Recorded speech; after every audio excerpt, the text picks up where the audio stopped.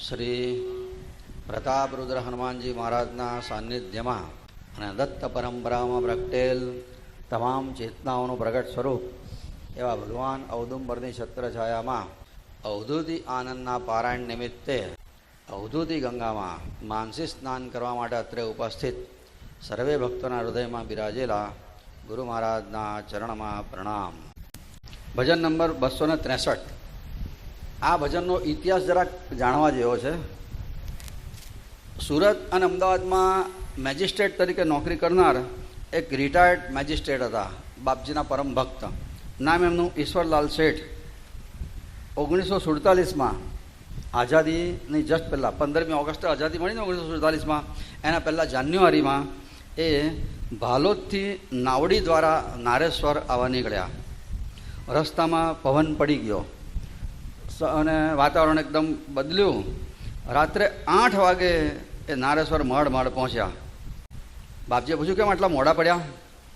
એમણે કીધું કે આવી રીતના વાતાવરણ બગડ્યું, પવન નહોતો અને સડવાળી ઓળી હતી ને બહુ હેરાન થઈ ગયા કે. પછી એમનો છોકરો એમની સાથે હતો, બિધન એમનો છોકરો હતો, ઈશ્વરલાલ શેઠનો, એમની જોડે હતો. તે બિધાને પૂછ્યું બાપજી હું એક ભજન ગાઉં? બાપજી કહેગા. તો એ વખતે બિધને આઝાદીને લગતું કોઈક ભજન ગાયું. એ વખતે ગાંધીજીને લગતું કંઈક સમથિંગ હશે તે ગાયું.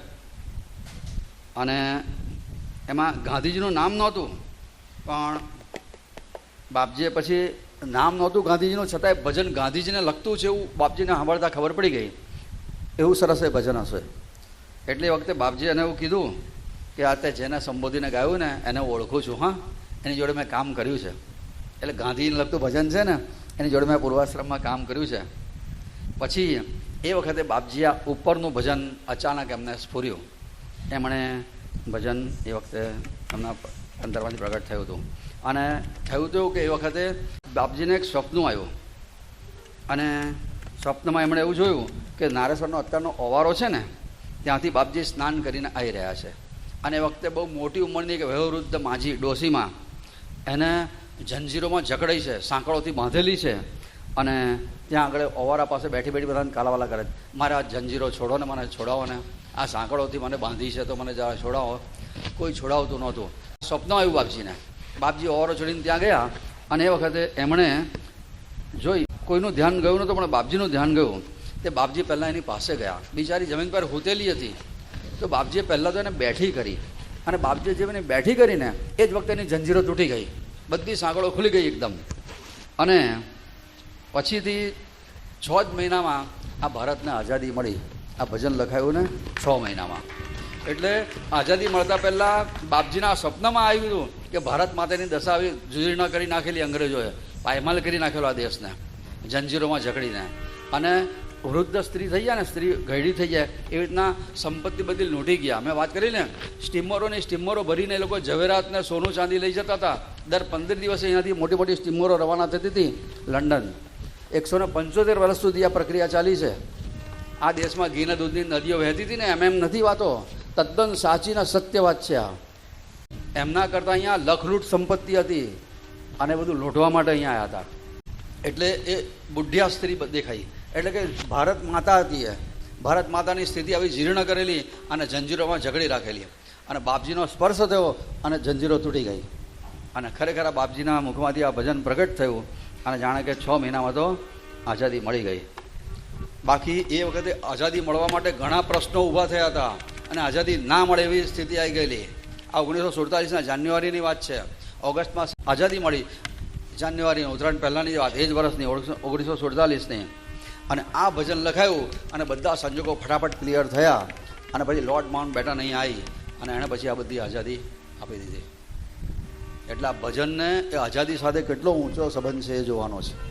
બાપજી બેઠેલા નારેશ્વરના જંગલમાં એમને રાષ્ટ્રભાવના એમની ખતરનાક હતી. 1968માં ચાઇના સાથે યુદ્ધ થયું ને ત્યારે નારેશ્વરમાં આ અવધૂતે રાઇફલ કેમ્પ રાખેલો કે મારા ભક્તોને રાઇફલ ચલાવતા આવડવી જોઈએ, જરૂર પડે તો મારો ભક્ત બોર્ડર ઉપર જાય, રાઇફલ લઈને યુદ્ધ કરે. બાપજી બોલે ને, હું અવધૂત ના થયો ને તો આર્મીનો કમાન્ડર થયો. આટલી એમની રાષ્ટ્રીય ભાવના હતી. ભક્તિ એટલે કે રાષ્ટ્રભાવના બબુચક નહીં, રાષ્ટ્રભાવના મારી નથી નાખવાની, એ જાગૃત હોવી જોઈએ આપણામાં. મારો દેશ છે, એનો કોઈ પાયમાલ ન કરે. બાપજીએ કીધેલું હું અવધૂત ના થયો હોત ને તો લશ્કરનો કમાન્ડર થયો હોત. તો ચાલો આપણે આ આઝાદીનું ભજન છે, આ આઝાદી જ છે એમાં. જો એમાં કહી દઉં પહેલાં, મહાસભા એટલે હિન્દુ મહાસભા, આના અર્થ કહી દો, અંદર અંદર રાખજો ભજનમાં. ખુલ્લા મહાસભામાં સ્ટેજ ઉપરથી લોકોએ જાહેરાત કરેલું કે દૂર હટો ટોપીવાળા એટલે અંગ્રેજો દૂર હટો, હિન્દુસ્તાન અમારા હૈ. તમે ધંધો કરવાના બહાને અહીંયા આવ્યા અને માલિક થઈ ગયા દેશના. ઘરના છોકરા ઘંટી ચારે અને તમે માલ મળી દા તમે લૂંટી ગયા. અમે બધા ગફલતમાં પડી રહ્યા. જો આપણા દેશના રાજાઓનો ગુનો બાપજી પોતાના માથે લે છે. હમ ગફલતને પડે રહે. બાપજીની શું ભૂલ હતી? પણ બધા એ વખતે 400 રજવાડા હતા, 400 રાજાઓ. જો એક થઈને રહ્યા હોત ને તો પરદેશની કોઈ સત્તાની તાકાત નહોતી કે આ દેશને ગુલામ બનાવે. પણ પેલાને એવું કે બાજુવાળાને ઘેર આગળ લાગી છે તો મારે હું. પૃથ્વીરાજ ચૌહાણને જ્યારે મોહમ્મદ ઘોરી સાથે યુદ્ધ થતું હતું ત્યારે એક પણ રાજાએ મદદ નથી કરી. એણે એકલા હાથે 17 વખત મોહમ્મદ ઘોરીને હરાયો છે. એક રાજાઓ એકલા હાથે લડ્યા છે, કોઈ એકબીજાને મદદ નથી કરી. શિવાજીને કોઈ મદદ ના કરી. પેલી બાજુ મહારાણા પ્રતાપ બિચારાને કોઈએ મદદ નથી કરી.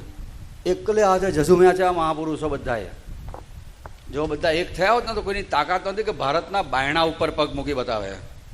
એટલે અહીંયા લખ્યું, પડે રહે તે હમ ગફલત મેં આપસ મેં ઝઘડે કરતે અને ચોર હો કે સાહુ બન કે હમકો ही ગભરાતે હો. ચોર તમે છો અને પાછા સાહુકાર થઈને અમને બીવડાવો છો. શરમની વાત એ છે 52,000 અંગ્રેજોએ 33 કરોડ હિન્દુસ્તાનીઓને ગુલામ બનાવી રાખ્યા. 52,000 જણાએ રાજ કર્યું છે, ખાલી 52,000 ઓનલી. 33 કરોડને 175 વર્ષ ગુલામ બનાવ્યા છે. જલિયાવાલા બાગમાં જ્યારે જનરલ ડાયરે ફાયરિંગનો ઓર્ડર આપ્યો ને, ફાયરિંગનો ઓર્ડર આપનારો અંગ્રેજ હતો. ફાયરિંગ કરનારા બધા આપણા દેશના હિન્દુઓ હતા.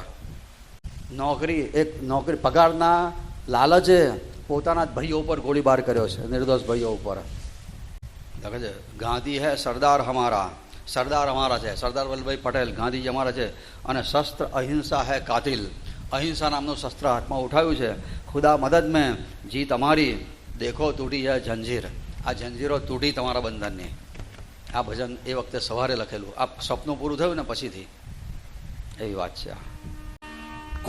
खुल्ला महासभा ने अब की बार पुकारा है, खुल्ला महासभा ने अब की बार पुकारा है. दूर हटो दूर हटो दूर हटो ये टोपी वाले हिंदुस्तान. दूर हटो दूर हटो दूर हटो ए टोपी वाले हिंदुस्तान हमारा है. आए थे जो तुम धंधा करने मालिक हो के बैठे हो, आए थे जो धंधा करने मालिक हो के बैठे हो. घर के छोरू चक्की चाटे माल मलीदा तुम लूटो, घर के छोरू झट्टी चाटे माल मली पे तुम लूटो. दूर हटो दूर हटो दूर हटो ये टोपी वाले हिंदुस्तान हमारा है. दूर हटो ए टोपी वाले हिंदुस्तान हमारा है. खुल्ला महासभा ने अब की बार पुकारा है, खुल्ला महासभा ने अब की बार पुकारा है. दूर हटो दूर हटो दूर हटो ये टोपी वाले हिंदुस्तान हमारा है. दूर हटो ए टोपी वाले हिंदुस्तान हमारा है. पड़े रहते हम गफलत में आपस में झगड़े करते, पड़े रहते हम गफलत में आपस में झगड़े करते. चोर हो के साहू बन के हमको घबराते हैं, चोर हो के साहू बनते हमको ही घबराते हैं. दूर हटो दूर हटो दूर हटो ये टोपी वाले हिंदुस्तान हमारा है. दूर हटो हिंदुस्तान हमारा है. गांधी है सरदार हमारा शस्त्र अहिंसा है कातिल, गांधी है सरदार हमारा शस्त्र अहिंसा है कातिल. खुदा मदद में जीत हमारी टूटी देखो यह जंजीर, खुदा मदद में जीत हमारी टूटी देखो यह जंजीर. दूर हटो दूर हटो दूर हटो ये टोपी वाले हिंदुस्तान हमारा है. दूर हटो दूर हटो दूर हटो ए टोपी वाले हिंदुस्तान हमारा है. खुल्ला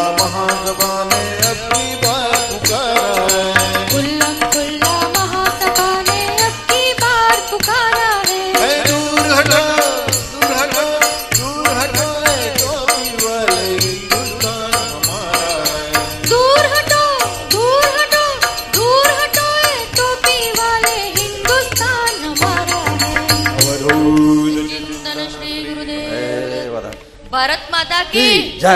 વંદે માતરમ વંદે માતરમ. આ ભજન આ જ સ્પિરિટમાં ગવાવું જોઈએ. આઝાદીનું ગીત આ જ રીતે ગવાય. સરસ સરસ.